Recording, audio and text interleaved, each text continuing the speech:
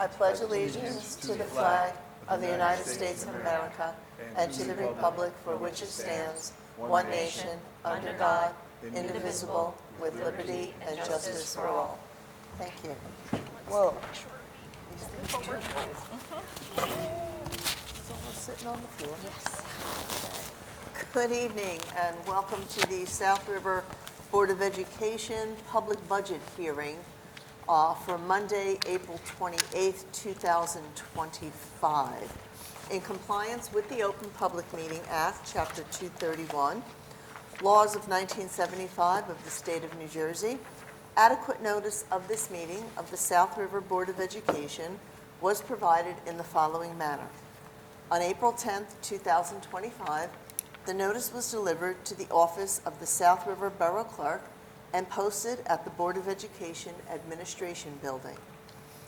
On April 10, 2025, the notice was faxed, mailed to the following newspapers: Home News Tribune, the Star Ledger. On April 10, 2025, the notice was posted at the South River Borough Clerk's office. Mr. Rosa, would you please call the roll? Mr. Bazak. Here. Mr. Butson. Here. Mrs. Bush. Here. Mrs. Lau. Here. Mr. Nielsen. Here. Mrs. Sadowski. Here.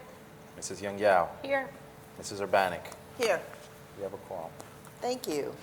So tonight's meeting is the public hearing for our Board of Education budget.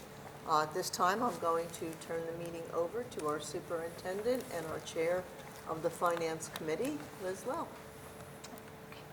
Great, thank you. Yes, I was going to say, Dr. Zurcher. Okay, all right, I'll take it from here. Thank you. Good. So what I have for you tonight is an overview of the budget based on the tentative budget that the board already approved.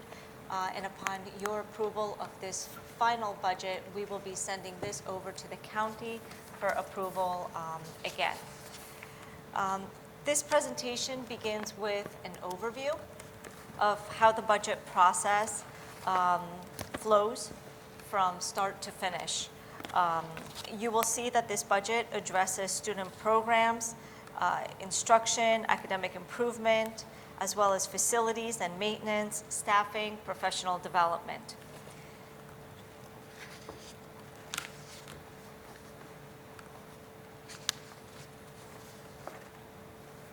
So this budget is aligned, of course, first and foremost with student needs, with our district goals, and with performance data.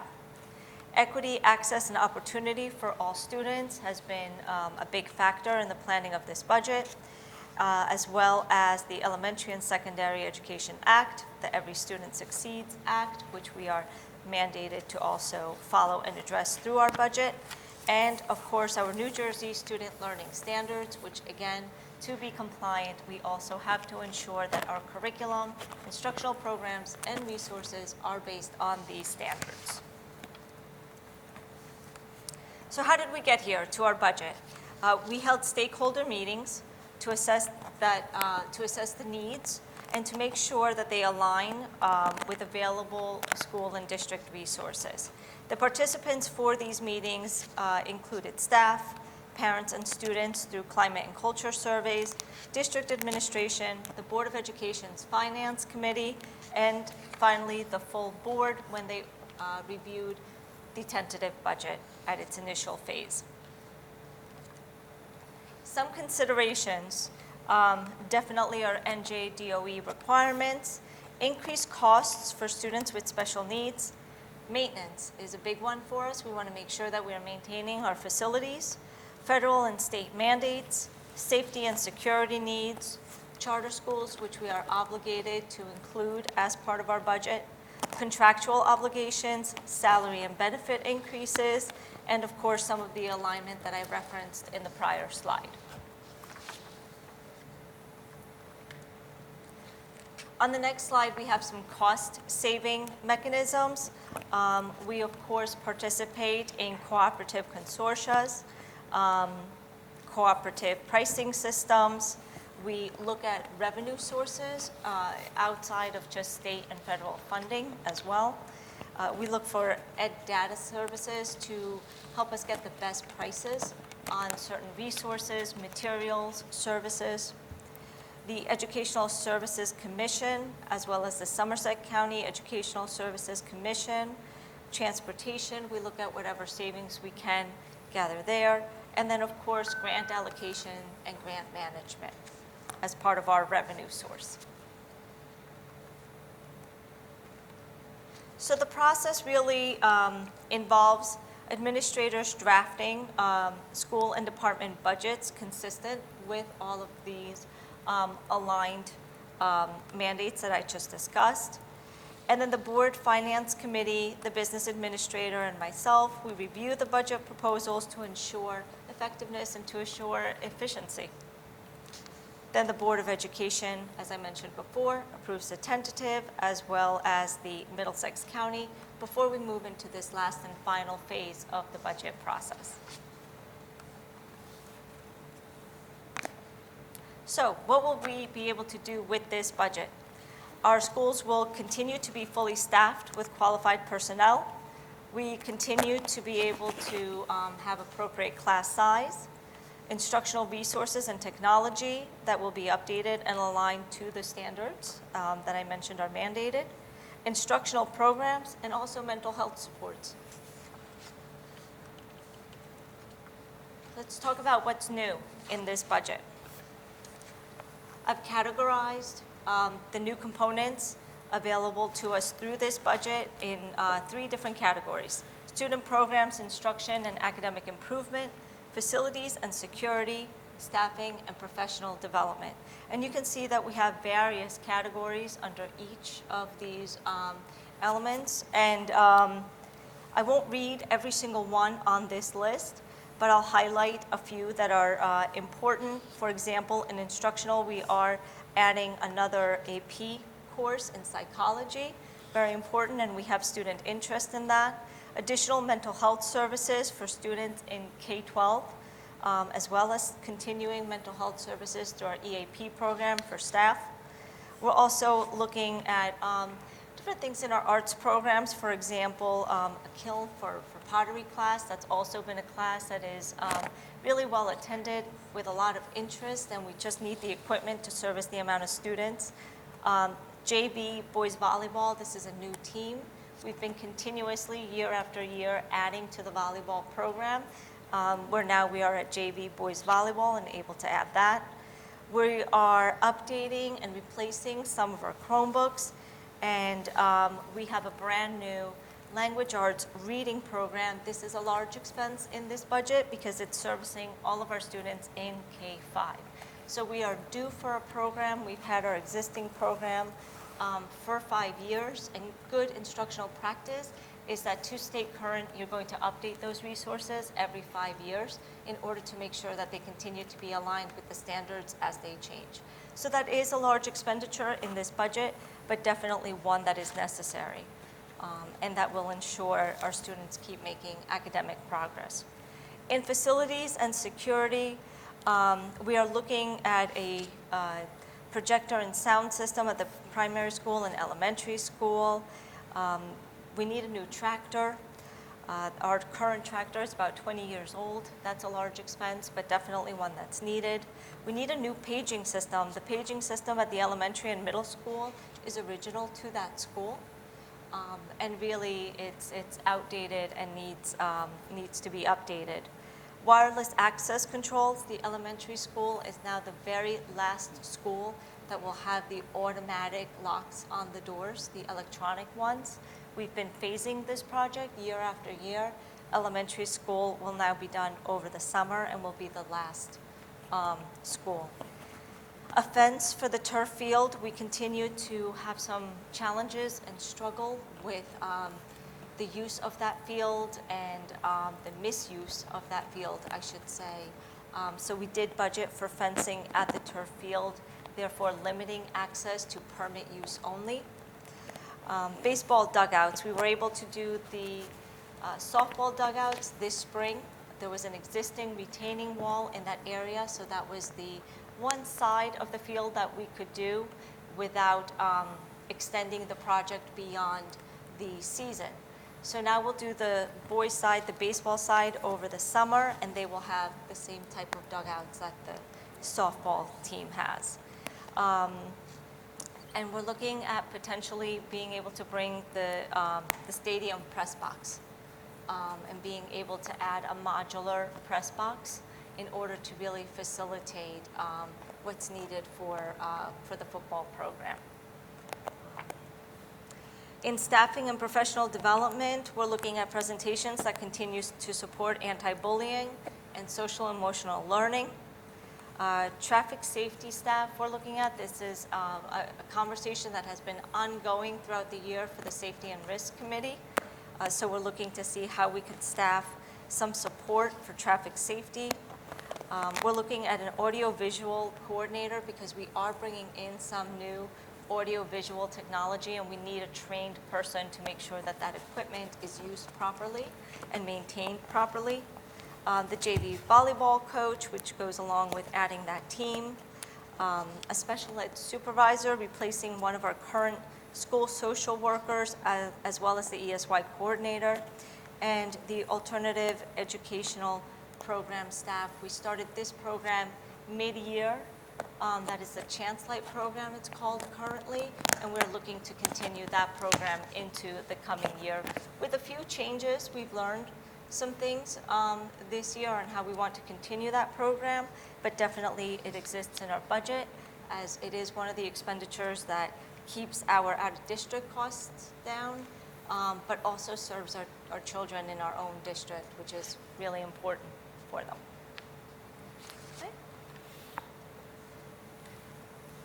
Okay, you can see on your way in, you could see we are adding the Board of Education Educational Annex of 3 classrooms. We are funding this through an SDA grant from the NJDOE, I should say partially funding it this way.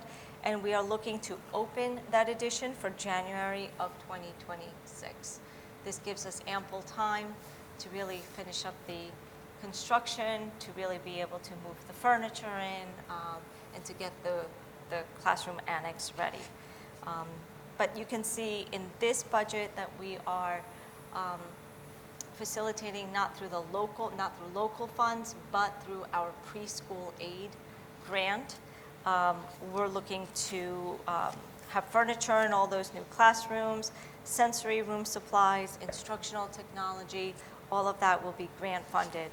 Custodial services, security, a phone system, and then for now we will have at minimum 2 pre-K teachers and 2 paraprofessionals. So we know for sure we will equip 2 of the 3 classrooms immediately. Okay. So this is how our expenditure percentages play out, and you can see the largest percentage is going to instruction, as it should.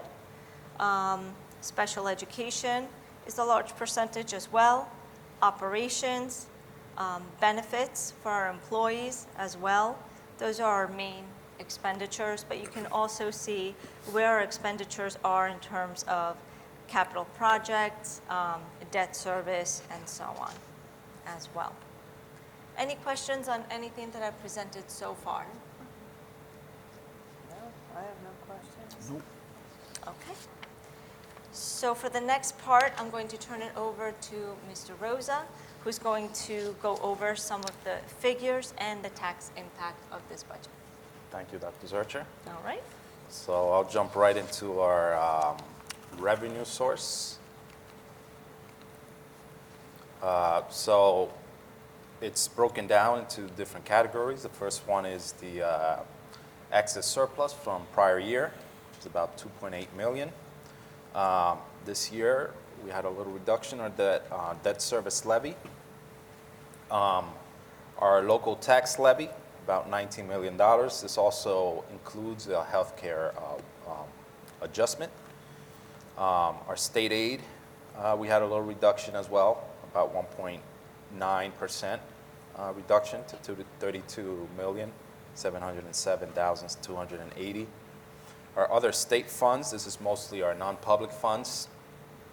Our Medicaid reimbursement for SEMI, significant reduction there, about 85%. our student activity accounts, our miscellaneous income from our use of facilities and other miscellaneous items. Our preschool aid, 3.1 million. Anticipated federal funds, we anticipate a reduction there. And our capital and maintenance reserve withdrawal to our capital outlay is about $870,000, which gives us a total of $61,161,580. That's a $26,787 reduction from the year before. We'll move on to our expenditures. As Dr. Zurcher mentioned before, instruction is our major, our highest expense at 27.7%, followed by operations at 17.3%, our employee benefits at 16.4%, and special education at 15.3%. You can see the actual dollar amounts on this slide, which equate to our revenues. Okay. Our next slide is our lease purchase payments and where we are progressing towards the end of these payments. The cafeteria equipment, we started in 2021, will be done by 2026. This is the last payment we're doing for that. We have the desk purchase that we did in 2023 for the full district, will be done by 2027. And our early learning center, we also started in 2023, and will be done by 2028.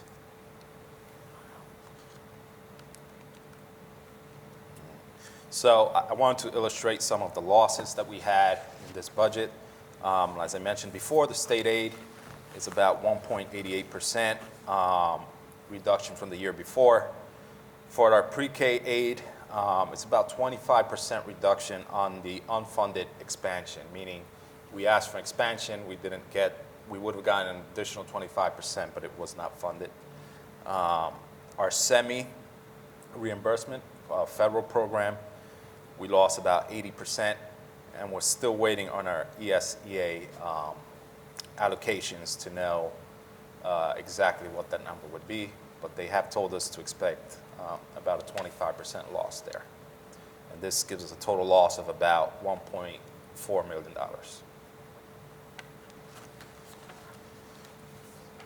So moving on to staffing and healthcare costs, this is our major cost. This contributes about 52% of our total budget, or $34,330,416.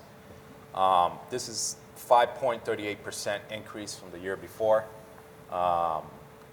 So with a relatively flat budget, we still have to make up this 5.38%, and we have done that in this budget thanks to all the shareholders, especially to Ms. Miazio, who's sitting here in the public today, who helped us with the budget, and Dr. Zurcher, and all the meetings and collaboration that we had.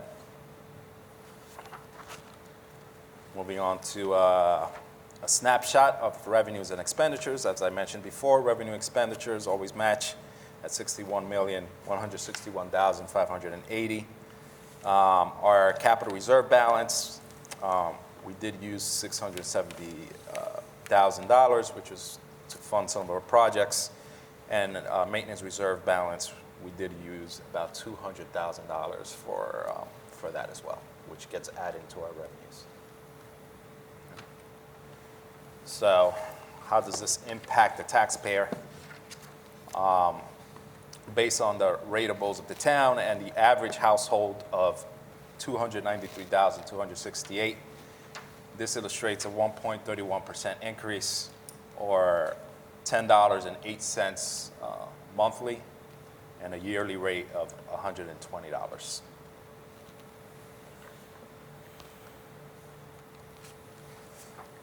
I want to put some statistical analysis here. So the per pupil cost, the state versus South River. If we look at the last available numbers that we have from the state, which is 23-24, the The state is spending about $20,154 per pupil. South River is spending $16,077. So we still consider we're under adequacy spending for about $10,708,000.